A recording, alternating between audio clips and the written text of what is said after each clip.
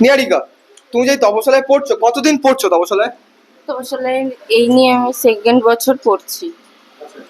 তো তোমার সম্পর্কে একটু বলো, তুমি কোন স্কুল বা কিভাবে তপশালা সম্পর্কে জানলে? আমি গোবিন্দপুর গার্লস হাই স্কুলে পড়ি। আমি তপশালাই সম্পর্কে জেনেছি আমাদের ফোনেতে একটা নাম্বার গিয়েছিল, সেই নাম্বারের মাধ্যমে, হ্যাঁ, মেসেজের মাধ্যমে আমি জেনেছি।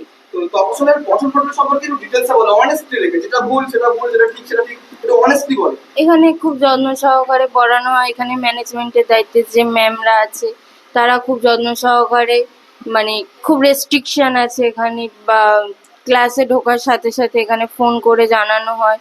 তারপরে HW বাড়িতে জানানো হয়। তারপরে HW নেন, না পারলে প্রচুর মারধর করা হয়।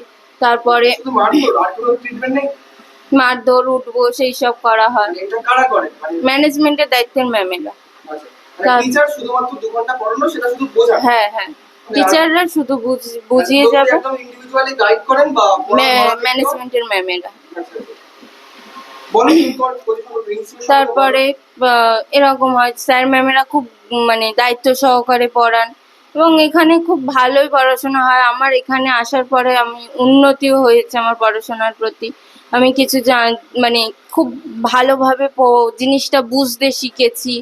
এমন অনেক কঠিন কিছু আছে, সেগুলো মানে আমি হয়তো কি বলবো, আমি বুঝতে পারছি না। খুব মজার ছলে, খুব ভালো, খুব সুন্দরভাবে, সহজভাবে পড়িয়ে বুঝিয়ে দেন। এবং মানে পরবর্তী হ্যাঁ, প্রশ্ন ছিল যে মানে কোন বিষয়ে মানে সবথেকে মজাদার লাগে, কোন বিষয়টা এখানে পড়তে সবথেকে মজাদার লাগে?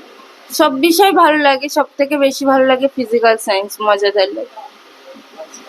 তো মানে এমনও কি শিক্ষক শিক্ষিকা আছেন যিনি মানে কোনো জটিল কনসেপ্ট বা টপিক মজার মাধ্যমে খুব সহজে মাথায় ঢুকিয়ে দেয়? হ্যাঁ, এরকম অনেক, সব টিচারই আমাদের জটিল জিনিস মজার মাধ্যমে মাথার মধ্যে ঢুকিয়ে আচ্ছা, দেয়। এই তপশালায় পড়াশোনার পাশাপাশি কি নৈতিকতা বা সামাজিক যে শিক্ষা, এগুলোও কি দেওয়া হয়? মানে হ্যাঁ, সমাজে যে সমস্ত সমস্যা চলছে, সেই সমস্যা নিয়ে আলোচনা বা এই সমস্যার সমাধান নিয়ে কোনো আলোচনা হয়?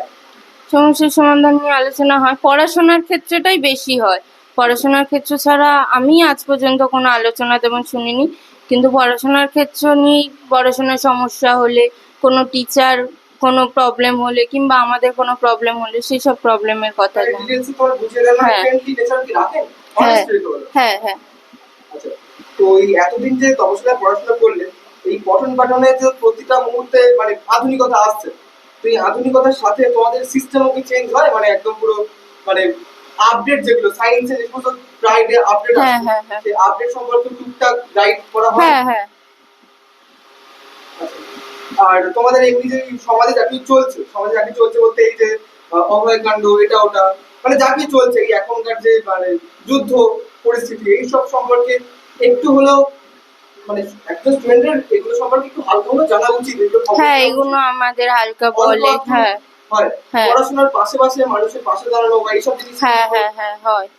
ডোনেশন ক্যাম্প আমাদের হয়, সেখানে ডোনেট করার জন্য মানে বলা হয়, যদি আমাদের কেউ থাকে।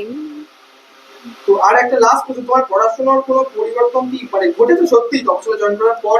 হ্যাঁ, এখানে আসার পরে পড়াশোনার প্রতি একটা আমার আগ্রহ এসেছে, একটা ভালো লাগা এসেছে। ঠিক আছে, বন্ধ তো করো। ঠিক আছে, থ্যাংক ইউ নিহারিকা রিভিউ দেওয়ার জন্য।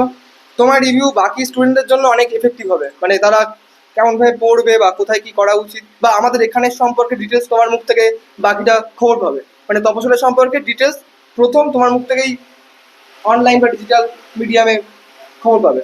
থ্যাংক ইউ, বন্ধ করলাম।